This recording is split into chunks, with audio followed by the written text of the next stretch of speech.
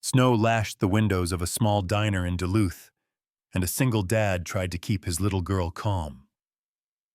Across the room, a terrified older nurse gripped her coffee like it was a lifeline. Then a loud bully stormed in, laughing too hard, shoving chairs, hunting for someone to break. He stepped to the dad's table and threatened violence, loud enough for the whole room to hear. A black and tan German shepherd rose without a sound, eyes locked, warning without a bark. The bully slapped the dad anyway, certain the veteran would fold. But the man who steadied himself was Ethan Cole, a former Navy SEAL who didn't need to prove anything. Subscribe, comment, and share to see justice served. The table by the window. Wind worried the town like a restless animal. Snow scraped the glass and blurred the streetlights into pale halos. Ethan Cole felt the cold before he saw it. It lived in the tightness of his left knee, in the stiff pull when he climbed down from the truck, in the way his breath came out measured. Duluth in winter did not ask permission. It took what it wanted and dared you to complain. He didn't. He held the diner door for Lily with the same calm he used for everything else. Navy winter parka, thigh length and dark as midnight water, red and black flannel beneath it, faded jeans, brown leather boots that had walked through worse than slush. Lily was 9, small in a puffy coat and knit hat, her cheeks pink from the bite of wind. Her eyes moved quickly, counting faces the way kids did when they pretended not to be scared. Duke entered last. The German shepherd was 5, black along the back like a shadow laid over fire, tan on the legs and face, ears up, amber brown eyes alert. No gear, no noise. Just a steady presence that made people unconsciously shift their feet and mind their hands. Ethan didn't have to tell Duke to watch the room. Duke already was. The diner smelled like bacon, burnt coffee, and wet wool. A low murmur of voices rolled under clinking silverware. It should have felt safe. Warm light, booths, families, the kind of place where the menu didn't change and the pie always did. But Ethan had learned that danger didn't need darkness. It only needed arrogance. A woman behind the counter looked up as they came in. Carla Jensen was around 50, average height, sturdy in the shoulders, the kind of person who lifted boxes and did not ask for help. Her hair was a sandy blonde, pulled into a messy bun, her face lined at the corners of her eyes, from years of squinting at order tickets and people's lies. She wore a faded sweater under an apron and had the sharp, practical gaze of someone who could smell trouble before it hit the door. Her expression softened when she saw Lily. "Evening," Carla said. Her voice was friendly, but it carried a warning, like a hand raised quietly. "Evening," Ethan answered. Carla's eyes flicked to Duke. She didn't flinch. She didn't smile either. Respect, not affection. "Booth?" she asked. Ethan nodded. "Somewhere quiet." Carla pointed to a corner booth near the window. "That one stays warm. Heater under the bench works when it feels like it." Ethan guided Lily across the floor. Duke moved at his side, close enough to brush Ethan's boot with his shoulder. The dog's head turned left, then right, reading the room. A pair of teenagers by the jukebox. A tired couple sharing a plate of fries. A man at the counter with a newspaper and hands that shook a little as he lifted his coffee. Ethan noticed the shaking too, not with suspicion, with understanding. He slid into the booth with a controlled exhale, angling his left leg so the knee didn't bark. Lily climbed in beside the window. Then Ethan shifted, quietly switching seats so Lily ended up on the inside, closer to the wall, harder for strangers to reach. Duke sat at the edge of the booth, body facing outward, ears forward, eyes steady. To anyone watching, it might look like training. It was. But it was also something else. Devotion with teeth. Lily leaned forward, whispering, "Daddy, does Duke always stare like that?" "He's listening," Ethan said. "He's making sure we're not surprised." Lily tried to smile. "I don't like surprises." "Me neither," Ethan said, and meant it. Carla brought menus and a glass of water with a slice of lemon. "Soup's hot tonight," she said, "and the pot roast didn't fail me." "Pot roast sounds good," Ethan said. Lily glanced at the pie case. "Do you have apple?" Carla's mouth twitched, almost a smile. "Honey, in Duluth, we always have apple." When Carla walked away, Ethan's gaze drifted to a table near the middle of the room. A woman sat there alone. Nora Bennett looked about 58, her shoulders drawn inward as if she was trying to disappear into her wool coat. Her hair, once dark, had faded toward a soft gray and was tucked under a knit cap pulled low. Her face was pale, her lips pressed thin, and her eyes kept darting toward the door like she was waiting for something to happen. Her hands held a coffee mug with both palms, tight, white-knuckled, like it was a rail keeping her from falling. Ethan had seen fear in 100 forms, loud, silent, angry, frozen. Nora's was the frozen kind. Duke's ears shifted a fraction toward her table. The dog didn't stare at the woman, not directly, but his attention ran like a wire across the room, connecting dots Ethan hadn't even named yet. Lily followed Ethan's gaze. "She looks sad." "She looks scared," Ethan corrected softly. Lily's eyes widened. "Why?" Ethan didn't answer. He didn't know. Not yet. The door opened again. A gust of snow and cold rolled in, and with it came a laugh that didn't match the room. Mason Pike was in his early 30s, tall and thick through the chest, with a face that looked carved out of stubbornness. His hair was dark, cut short on the sides, and he wore a cheap, shiny jacket that tried too hard to look expensive. His mouth set in a constant smirk, the kind of expression that treated every space like a stage. Two men followed him, both around the same age, both wearing baseball caps and the bored posture of people who'd made a career out of backing the loudest guy in the room. Mason's eyes swept the diner like a spotlight, not searching for food, searching for control. Ethan felt Duke's body tighten, not aggression, readiness. Mason spotted Duke and paused, grinning wider.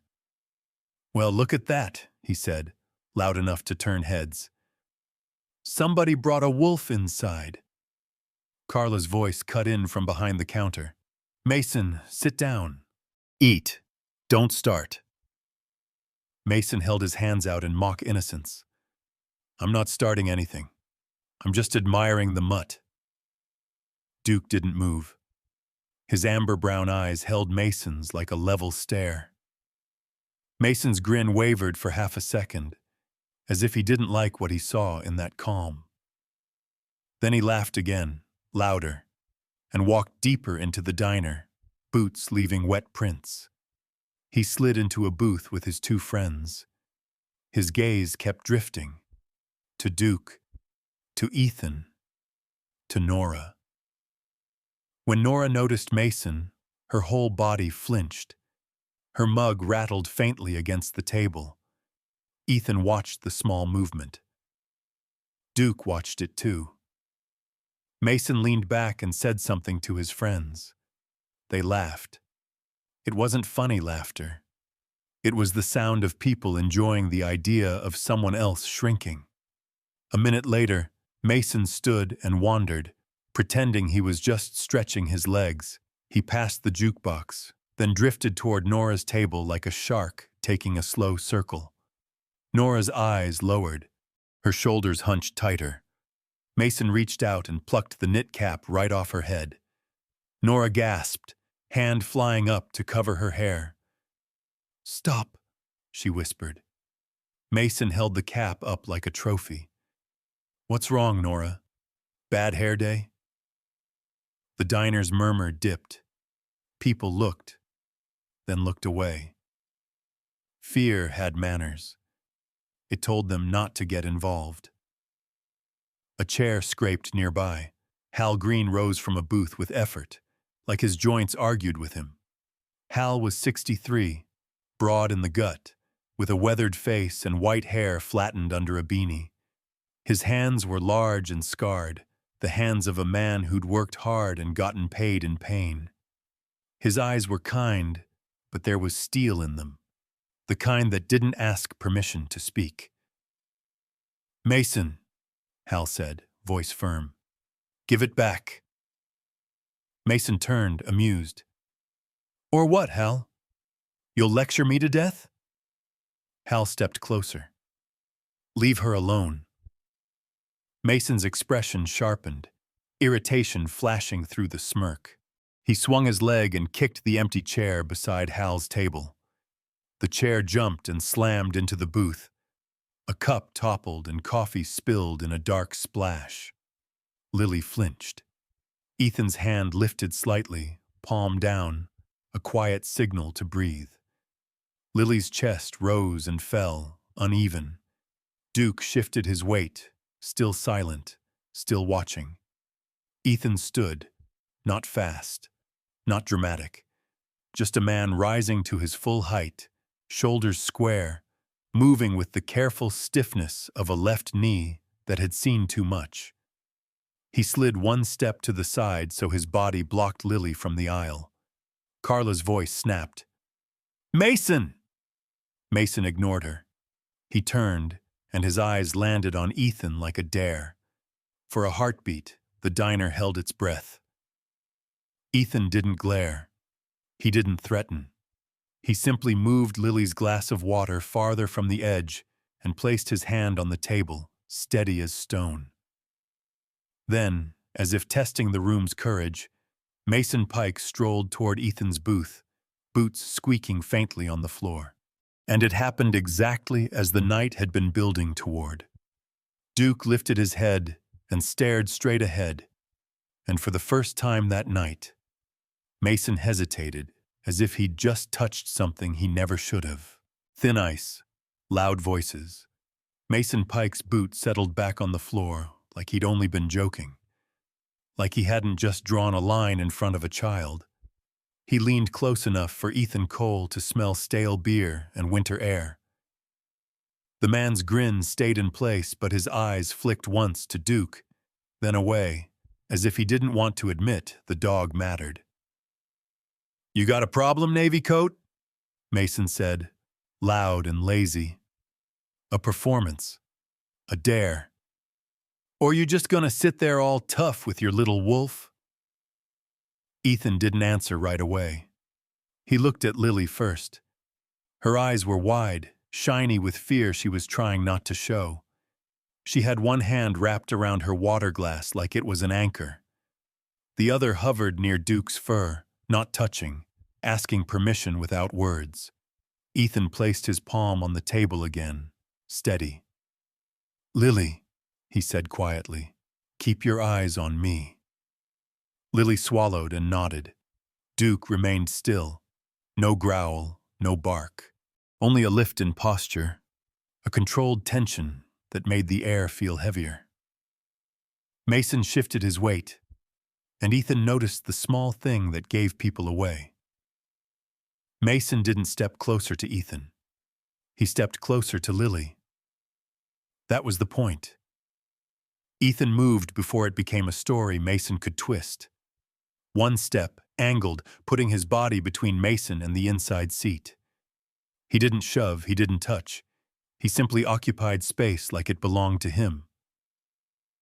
"Back to your table," Ethan said, low and even. Mason's friends laughed from their booth, but it sounded uncertain. The room had changed. People were watching now. Some of them hated themselves for it, but they were watching. Carla Jensen came out from behind the counter, wiping her hands on her apron.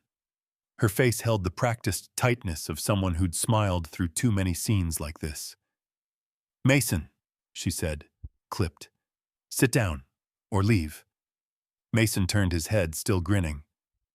"Carla, don't be like that. I'm just talking." "You're always just talking," Carla said, "and somebody always ends up paying for it." Mason's grin sharpened. "Maybe they should pay attention then." His gaze slid past Ethan to Nora Bennett, who had pulled her cap back on with trembling fingers. She stared at the table as if the wood could swallow her. Mason pointed at her with his chin. "Look at Nora, always shaking, always acting like the world's gonna end." Nora flinched at her own name. Ethan saw the fear tighten in her shoulders, the kind that wasn't new, the kind that had been practiced. He didn't know why yet, but it wasn't a guess anymore. Hal Green stepped closer as well, planting himself like a tired fence post that refused to fall. "You made your point," Hal said. Mason's eyes cut to Hal. "Old man, I didn't ask you." Hal's jaw flexed. "No, you just take." A little laugh bubbled in Mason's throat. "Watch it." Ethan's left knee twinged from the standing position, a reminder of the cost of old injuries. He breathed through it, keeping his shoulders loose. He'd learned long ago that tension was wasted energy. He lowered his voice. "Carla, call the police." Carla hesitated. Not because she didn't want to, because she did want to, and she knew what came next. Mason heard anyway. He leaned in, voice louder, feeding the room. "Police, for what? I haven't done a thing." Ethan didn't argue. He glanced down at Duke. Duke met his eyes for a single beat, a silent exchange. Ethan's hand dropped toward Duke's shoulder, not to restrain him, but to tell him the plan. "Stay." Duke stayed. Mason looked at Duke again. "What? He gonna bite me?" Mason said. He reached out, slow, like he was offering the room proof he couldn't be touched. Carla snapped. "Don't!" Hal's hand lifted halfway, then froze. Nora whispered, "Please." Mason's fingers hovered near Duke's muzzle. Duke did not move forward. Duke moved sideways. Just one step. It wasn't aggression. It was geometry. It put Duke between Mason and Lily's side of the booth. It narrowed Mason's options without a sound. Duke's eyes didn't blink. Mason's hand pulled back, a fraction too fast, like it had touched heat. His grin faltered. Then anger flashed, quick and ugly, and the grin returned like a mask slapped on crooked. He turned his attention back to Ethan. "You think you're better than me," Mason said. "You think you can come in here with that little girl and your dog and act like you're some kind of hero." Ethan's voice stayed calm. "I'm here to eat." Mason leaned closer. "You're here to hide." The word was bait. Ethan didn't bite. He let silence sit on the table like a weight. In that silence, you could hear the heater under the booth click on and the faint whine of wind outside. You could hear someone's fork scrape a plate too slowly. You could hear Lily's breathing. Mason took the silence as an insult. He lifted his voice. "Hey, everyone! Look at this guy, too good to talk back." A few people looked away. A few watched harder. Mason's friends started filming on their phones. Not subtle, hoping for a fight. Ethan's gaze flicked to the glowing screens and filed it away. Evidence. Witnesses. A room full of people who didn't want to be involved but would remember what they saw. Ethan's mind laid out the options the way it always did. Distances, angles, exits, threats. He could end Mason's night in 3 seconds. He also knew what it would do to Lily to see that, to hear it, to carry that sound in her memory. So Ethan chose control. Mason stepped back, then forward again, as if he couldn't decide whether to flee or dominate. "You know what I think?" Mason said. "I think you're a fake. I think you've got the jacket and the tough face, and that's all." Ethan didn't respond. Mason's eyes shifted to Lily again. He smiled at her, and it was the cruelest thing in the room because it tried to look kind. "Hey, kid," Mason said. "Your dad always this quiet? Or does he talk when no one's watching?" Lily's throat bobbed. She didn't answer. Ethan's tone sharpened by a degree. Not loud, not threatening, just precise. "Don't talk to her," Mason chuckled. "Or what?" He raised his hand, casual, like he was brushing hair off his forehead. But Ethan knew the movement. He'd seen men pretend and then strike.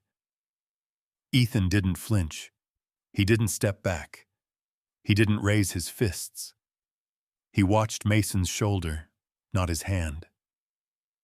Mason's hand snapped forward. A slap cracked against Ethan's cheek, loud as a gunshot in the hush of the diner. Lily gasped. A woman near the counter cried out softly. Somebody cursed under their breath. Hal took a step, then stopped like he'd hit an invisible wall.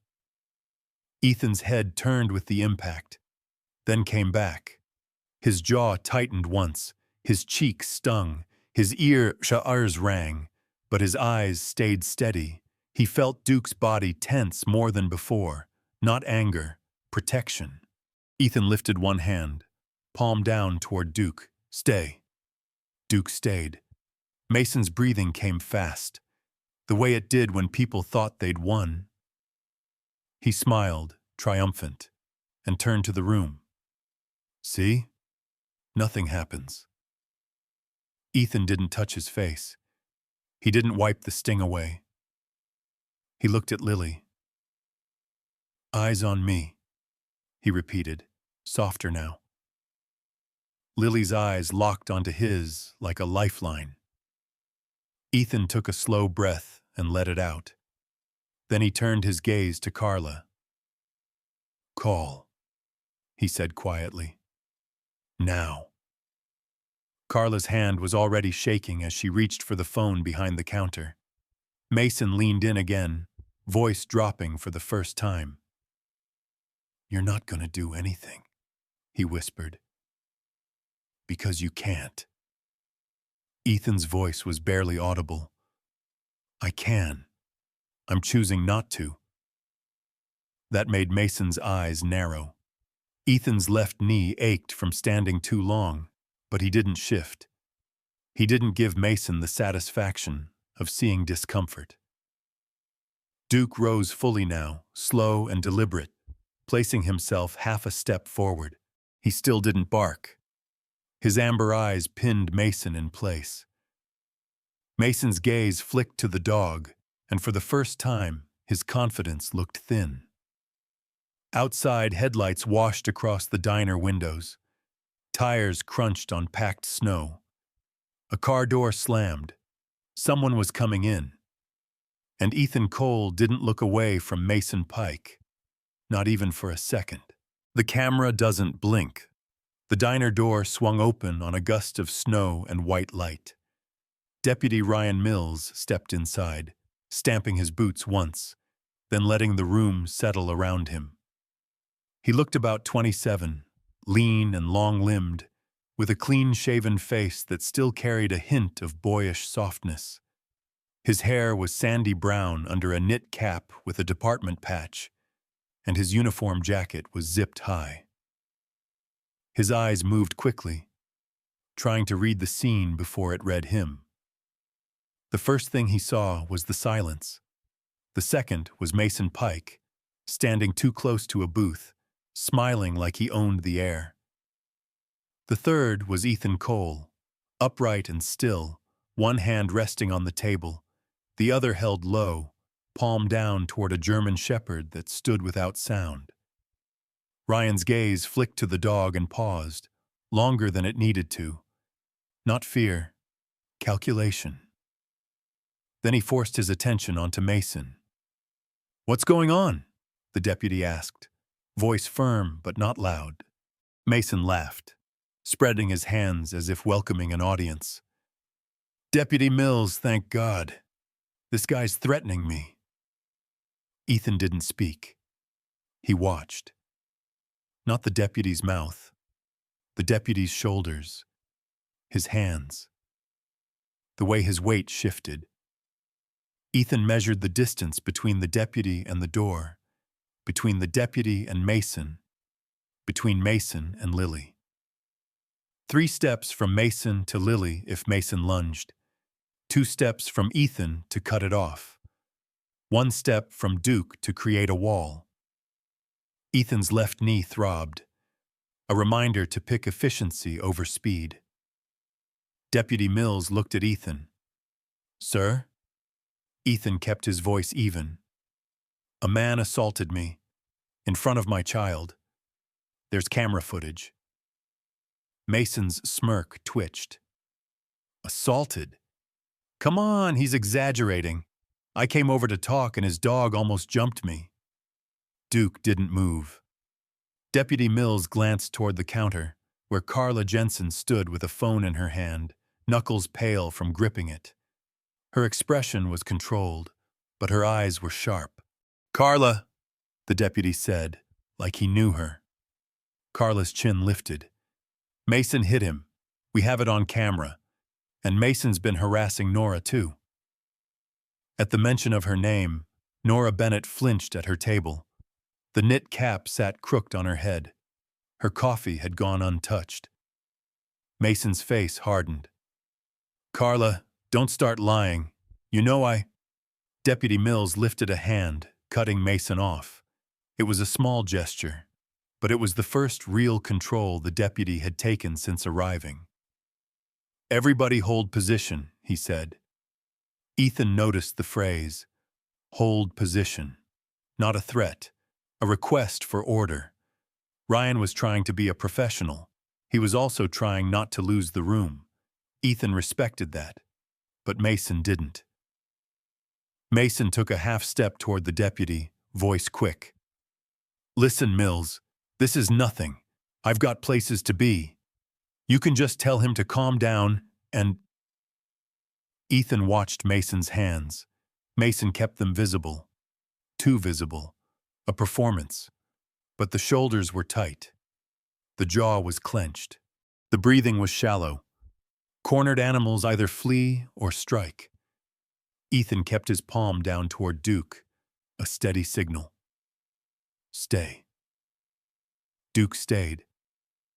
Lily sat pressed against the wall, her small fingers curled into the hem of Ethan's navy winter parka. She didn't cry.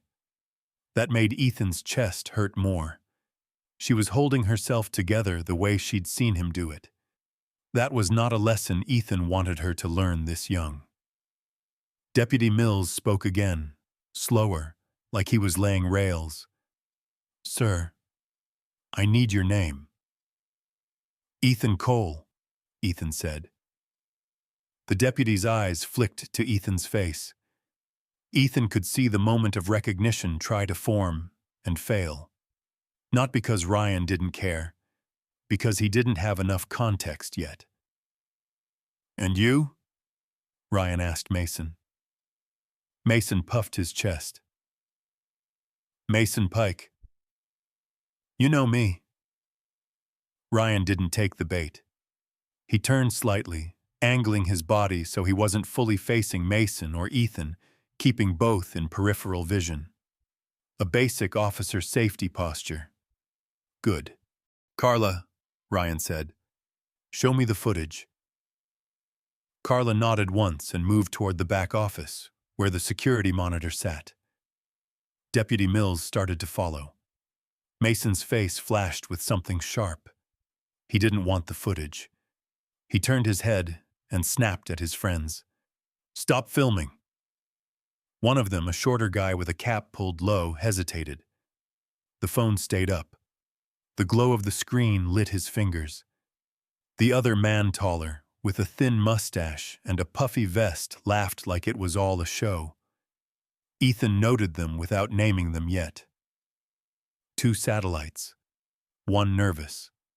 One smug. Mason made a choice. He stepped sideways, not toward the deputy, but toward Nora. The movement was small, but it was the wrong direction.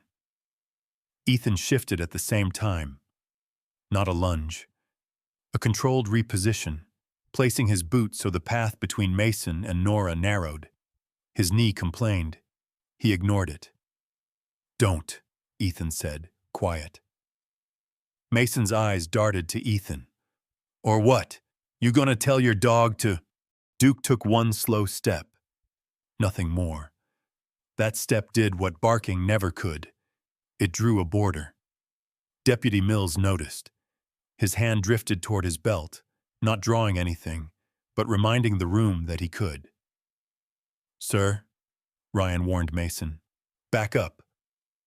Mason's smile came back, too bright. "See? Even your deputy thinks your dog is a threat." Ethan finally let his gaze go to the deputy's face. "My dog hasn't done anything. Neither have I." Ryan nodded once like he heard the truth in the tone. Then he looked past Ethan's shoulder to Lily. Her eyes were locked on her father. Not on the bully. Not on the deputy. On Ethan. Ryan swallowed. That sight changed something in him. A child's fear did not lie. "Everyone stay where you are," Ryan said again, firmer. "Mason, step back to your table. Now." Mason's jaw worked. He didn't like being told. He stepped back half a step, just enough to pretend compliance. Then he leaned toward Ethan, voice low, venom disguised as casual. "You think you're winning? You don't even know who you're messing with." Ethan's reply was barely a breath. "I know exactly what you are." Mason's eyes narrowed. Behind the counter, a kettle whistled faintly, and someone turned it off too late. Steam hissed. In the window, snow streamed sideways, turning the world into a white smear. Deputy Mills returned from the back office with Carla. Carla's face had gone tight in a new way. She wasn't just angry now. She was afraid the truth on that screen was going to light something bigger on fire. Ryan's expression had changed too. He didn't look at Mason like a nuisance anymore. He looked at Mason like a problem. "I saw it," Ryan said. Mason laughed, fast and wrong. "Saw what? That he's overreacting?" Ryan ignored him. His eyes went to Ethan. "Sir, you want to press charges?" Ethan didn't answer immediately. He looked at Lily. He looked at Nora, who was trembling, but trying to sit taller. He looked at Carla, whose lips were pressed together like she was holding back years. Then Ethan spoke. "I want my daughter safe, and I want her safe." His chin tipped just slightly toward Nora. Mason snapped. "This is ridiculous." He took a step forward again, his patience gone, his temper leaking out. "You can't do this to me." Ethan moved first, not with anger, with timing. Ethan's boot slid half an inch, blocking the line to Lily. His shoulders angled, presenting less target. His left knee stayed braced. His hands stayed open, visible, non-threatening. Duke shifted with him, a silent mirror, holding the space without escalation. Deputy Mills lifted his voice, sharp now. "Mason, hands where I can see them." Mason's hands flared outward. "Fine, fine." but his eyes were on Ethan. Hatred, confused by the fact that Ethan wasn't giving him the fight he wanted. Carla's voice cut in, quick. "Deputy, he's been after Nora for weeks. He keeps showing up. He keeps—" Nora's breath hitched. Nora's own. Her eyes fluttered toward the door like she expected it to burst open again. And then Ethan noticed something on the glass. Outside, through the streaked window, a shadow stood near the edge of the parking lot. Not close enough to see a face, close enough to feel deliberate. A figure, still as a post, watching the diner like it was a stage. Duke's head turned toward the window, ears sharpening. Ethan didn't move his eyes, not yet. But his skin knew it. This wasn't just a bully in a diner. This was a signal. The badge that changes the room. Ethan didn't move his eyes to the window right away. He felt it first, like pressure behind the ribs.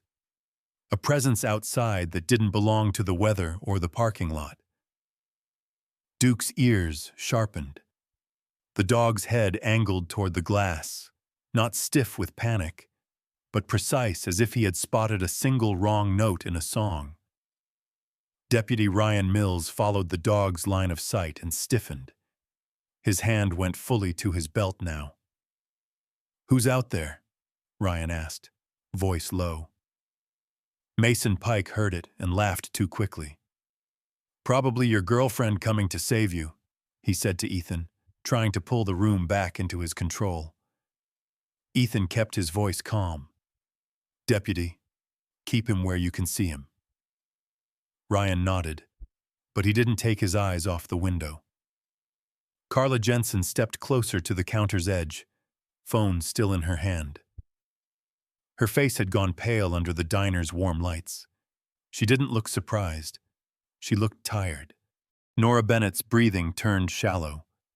Her fingers pressed into her mug so hard her knuckles shone. Ethan's mind built a map. Front door, back hallway, kitchen swing door, 2 exit points, 1 deputy, 1 bully, 2 companions with phones, a frightened witness, a child pinned to a corner seat. Ethan shifted half a step, enough to block Lily without making it dramatic. Navy parka, red and black flannel, faded jeans, brown boots planted steady, left knee braced. Duke mirrored him, silent and close, a wall with amber eyes. Outside, the shadow moved, not toward the door, not away. Sideways, like whoever it was wanted to stay unseen but still watch. Ryan exhaled through his nose. "Carla," he said, "do you have a back entrance?" Carla nodded. "Kitchen door, but it sticks when it's iced." Ethan didn't like that. Mason's smirk returned, thinner now. "You're all acting like this is some big conspiracy." Nobody laughed with him. Ryan lifted his radio. "Dispatch, I need another unit at Jensen's Diner. Now." Static crackled back. A voice answered, distorted by the storm. Then the front door opened again. A blast of cold swept in, and with it came the kind of authority that didn't raise its voice. Sheriff Dana Whitaker stepped inside. She looked mid-40s, tall and broad-shouldered, built like someone who didn't need to run to win. Her dark hair was pulled into a low ponytail under a winter hat, snow melting on the brim. Her face was steady and sharp, with tired eyes that had seen the same stories play out in different costumes. Her uniform coat was thicker than Ryan's, and her hands didn't fidget. She took one look at the room and understood it. "Ryan," she said, calm. "Sheriff?" Ryan replied, relief slipping into the word. Dana's gaze landed on Mason. "Step back, hands down. Don't test me tonight." Mason's mouth opened, then closed. He still tried to smile. It didn't fit anymore. Dana's eyes moved to Ethan and stopped there a beat longer than necessary. "Ethan Cole," she said, like she already knew the name. Ethan nodded once. Sheriff? Dana didn't ask why Ethan was here. She didn't ask what he used to do. She didn't need to. Something in his posture answered enough. She looked toward Nora. Ma'am, are you hurt? Nora shook her head, but tears slid down anyway. No, she whispered. Not tonight. Dana's voice stayed gentle. Tell me what's going on. Mason tried to cut in. This is being blown out of proportion. Dana lifted a hand. Mason, if you speak again without being asked, you're going in cuffs for disorderly before we even get to the rest. Mason shut up. Dana nodded at Ryan. You saw the footage? Yes, ma'am. He struck Ethan, on camera. Dana's gaze didn't leave Mason. Then we're past the talking stage. Mason's friends shifted, suddenly interested in their own shoes. Dana turned slightly toward Carla. Carla, lock the door. Carla blinked. Lock it? Dana's eyes flicked to the window. Yes, lock it. Carla moved fast, sliding the bolt with a click that sounded too loud in the diner's hush. Ethan heard Lily breathe out, shaky. He kept his voice low. You're okay, he told her. Stay right there. Lily nodded without speaking. Dana stepped closer to Nora's table, not looming, just present. Nora, she said, softer now, why has Mason been bothering you? Nora's throat worked. She looked toward the window again, then toward the locked door, like she was measuring how trapped she was. Her eyes landed on Duke, and something steadied in her expression. The dog was still. The dog was watching. The dog was not afraid. Nora swallowed. Because I saw something, she said. Mason's head jerked. Don't, he snapped, the word slipping out before he could stop it. Dana's gaze cut to him. You just can't help yourself. Nora flinched at Mason's voice, then forced herself to keep going. I work nights at the hospital, she said. But my brother, he used to work down at the port. Dana's expression tightened. Duluth's port was a spine the city depended on. When something went wrong there, it spread. Nora's fingers trembled as she reached into her coat pocket. She pulled out a crumpled slip of paper, damp at the edges. Ethan noticed the way she held it, like it was both proof and a curse. I found it in his truck, Nora whispered. He said if I ever showed it to anyone, I wouldn't just lose my job. He said I'd lose my family. Dana held out her hand. Nora hesitated, then placed the slip into Dana's palm. Dana read it. Her eyes narrowed. Ethan didn't ask to see it. Not yet. He watched Dana's face instead. The sheriff's calm shifted into something colder. Mason, Dana said, who are you working for? Mason scoffed, but it lacked air. Working for? I'm not working for anyone. Dana's voice stayed level. Then why is there a container number on this paper? And why does it match a report I got 2 weeks ago? That was the tell.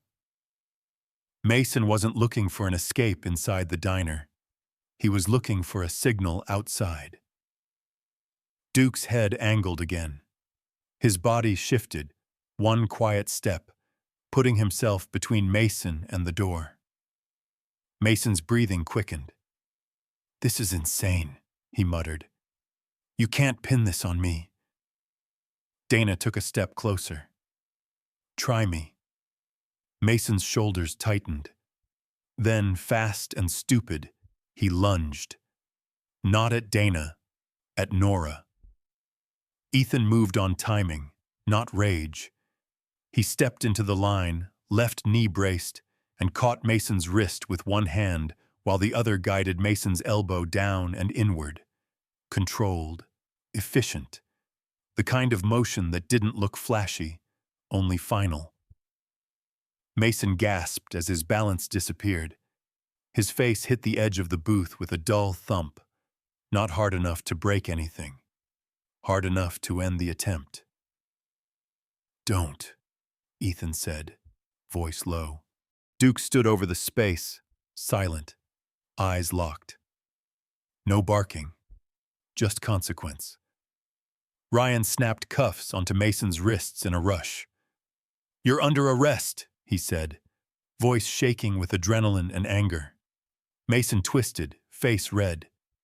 "You don't know what you're doing." Dana looked past Mason, out toward the parking lot. Through the window, the shadow was gone, but the feeling it left behind stayed. Dana's voice dropped.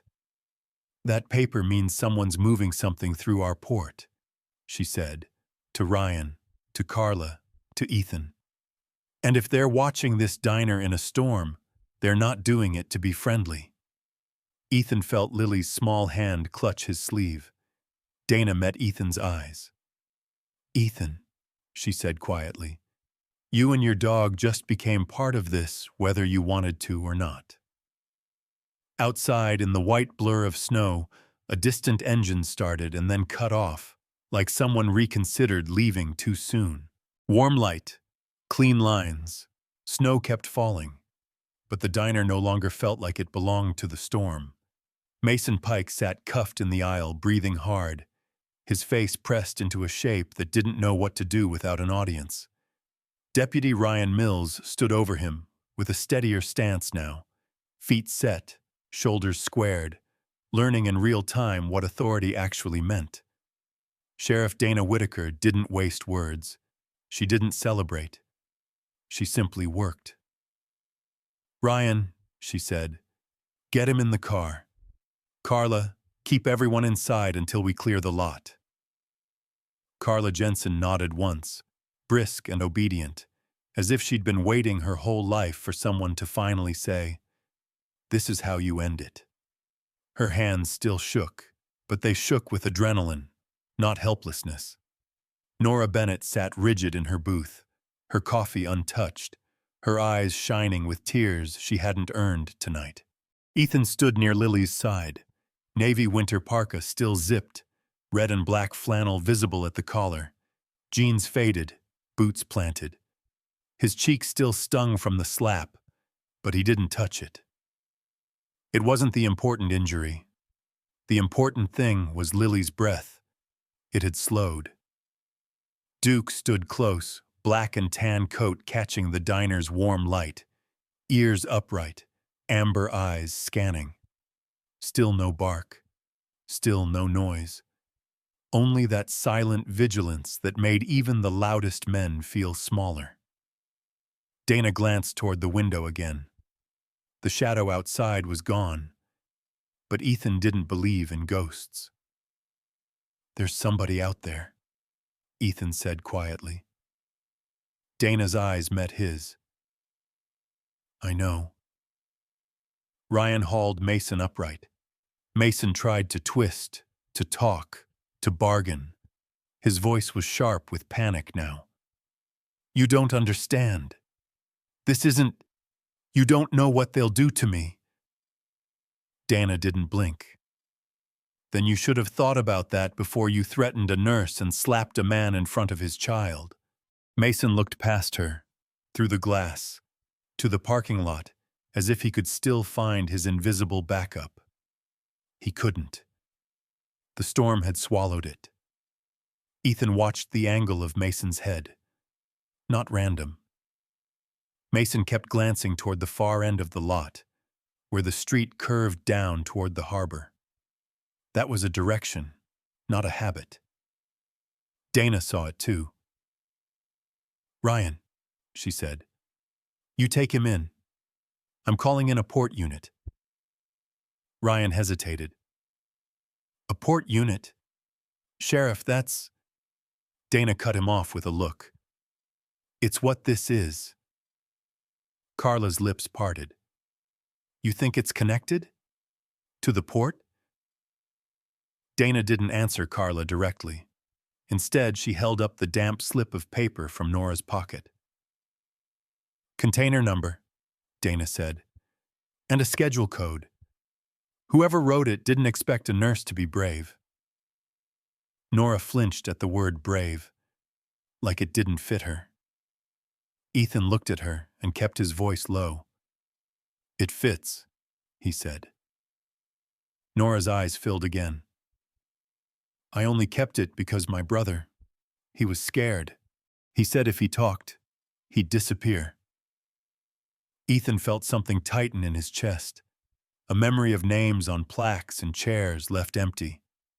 He didn't let it show on his face. Dana leaned closer to Nora.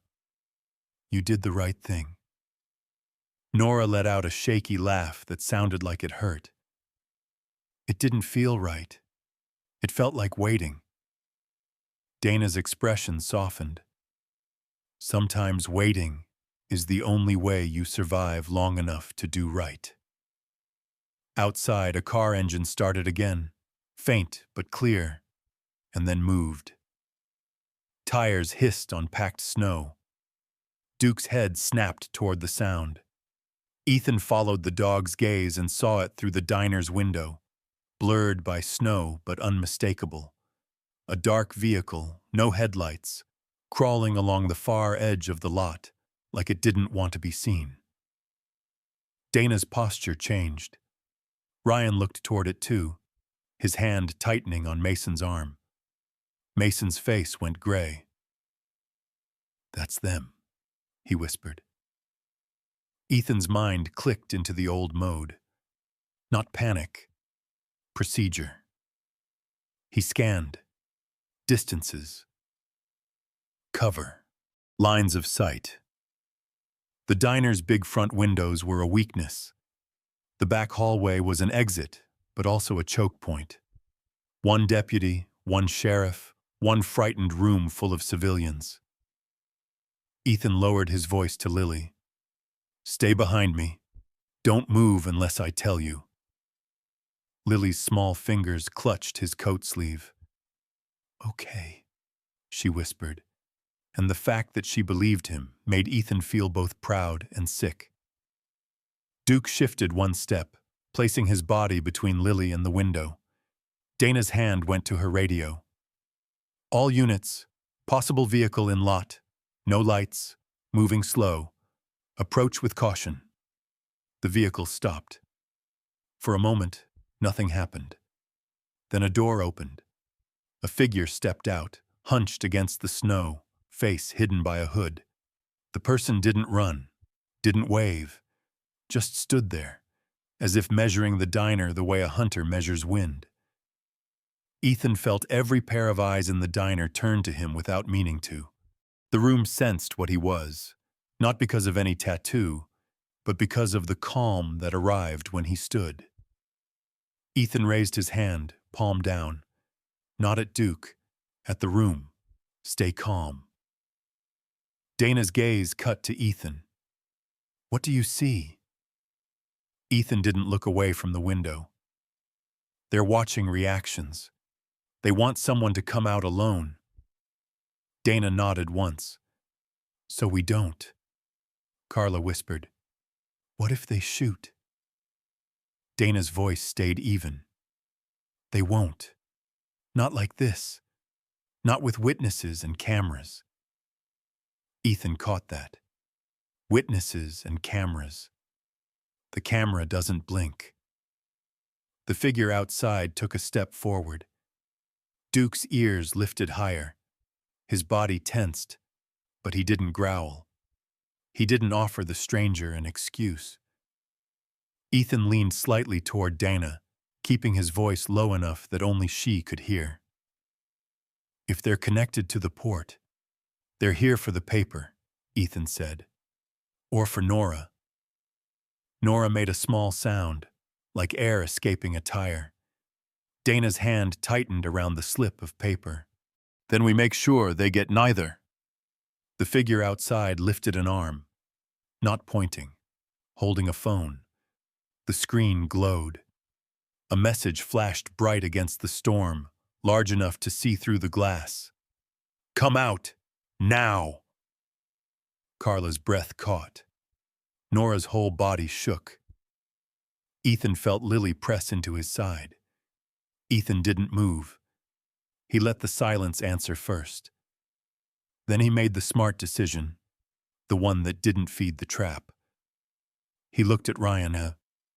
"Deputy, get Mason in the car now. He's leverage to them, and he's leverage for you." Ryan nodded sharply, grateful for direction. He dragged Mason toward the door. Mason stumbled, voice cracking. "Don't put me out there, they'll—" Dana's voice snapped. "Move!"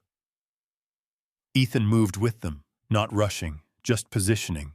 He stepped between the door and the window, using his body as a shield for Lily as they passed. Duke stayed glued to Lily's side, watching the figure outside, tracking every micro-shift. Ryan cracked the door. Cold air bit in. Air bit. The figure outside didn't approach. It stepped back instead. That told Ethan everything. They didn't want to fight in the open. They wanted someone alone, close, controllable. Ryan shoved Mason into the back seat of the patrol car and slammed the door. The engine started. Headlights flared, washing the lot in hard white light. The figure outside froze. The sudden light had taken away the cover they wanted. Dana spoke into her radio. "Vehicle in lot, hooded subject. We have a witness at risk. Send backup." The figure outside turned, fast now, and moved toward the dark vehicle. The door slammed. The engine roared. Tires spun, throwing snow. But the patrol headlights were on them the whole way. Cameras, witnesses, light. The dark vehicle fishtailed and fled toward the harbor road, disappearing into the white blur. Donna didn't chase. Not with civilians inside. Not with a storm. Not with a child shaking in a booth. She made the smarter call. "Ryan," she said, "take Mason in. Put an alert out on that vehicle. I'm heading to the port." Ryan nodded, jaw tight. "Yes, ma'am." Dana turned to Ethan. "You." Ethan lifted his chin. "Me." Dana's eyes were steady. "Thank you for not turning this into a brawl." Ethan glanced at Lily. "She's watching. That matters." Dana's mouth softened. "It does." Carla exhaled like she'd been holding her breath since the first laugh at the door. She stepped toward Nora and, without asking, wrapped her in a quick, awkward hug. Carla wasn't a hugging person, but tonight demanded it. Nora broke. She cried, quietly at first. Then, with the kind of shaking sobs that come from weeks of fear finally letting go. Carla held on anyway. Hal Green, who had stayed close through it all, cleared his throat. "You okay, Nora?" Nora nodded, wiping her face. I think I might be." Ethan returned to the booth and crouched slightly so he was level with Lily. His left knee protested. He ignored it. "You did good," he told her. Lily blinked, tears finally falling. "I was scared." "I know," Ethan said.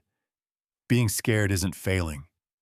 It's just your body telling you what matters." Lily looked at Duke. Duke didn't bark. Ethan's mouth twitched, the closest thing to a smile. He didn't need to. He was already telling the truth. Lily reached out and touched Duke's fur, gentle now. Duke accepted it, still watching the door, but softer. Carla approached with a slice of apple pie on a plate, steam rising like a peace offering. "On the house," she said to Lily, then looked at Ethan. "And thank you." Ethan didn't know what to do with gratitude. He usually carried it like weight, not warmth. But Lily's face brightened a little as she looked at the pie. The first real child expression of the night. Ethan let that be enough. Outside, the storm kept moving. Inside, the diner's light stayed steady. Dana paused at the door before stepping out into the snow. She looked back once, not at the room, at Ethan and Lily and Duke, a small triangle of safety. "Tomorrow," Dana said, "I'm going to need a statement, and you might hear things. But tonight, you go home." Ethan nodded. "We will." Dana stepped into the storm and vanished into the white. Ethan slid back into the booth, finally letting the weight of the night settle. Lily ate a bite of pie, then whispered, "Daddy?" "Yeah." "If someone is quiet," she said slowly, "it doesn't mean they're weak." Ethan's throat tightened. "No," he said. "Sometimes it means they're strong enough to choose." Duke rested his chin briefly near Lily's knee, a warm, living anchor. Outside, the wind kept scratching at the windows. Inside, the world held. And for the first time that night, Ethan Cole let himself believe that justice could look like light, not violence, and that healing could start with something as simple as a warm slice of pie shared in a safe booth.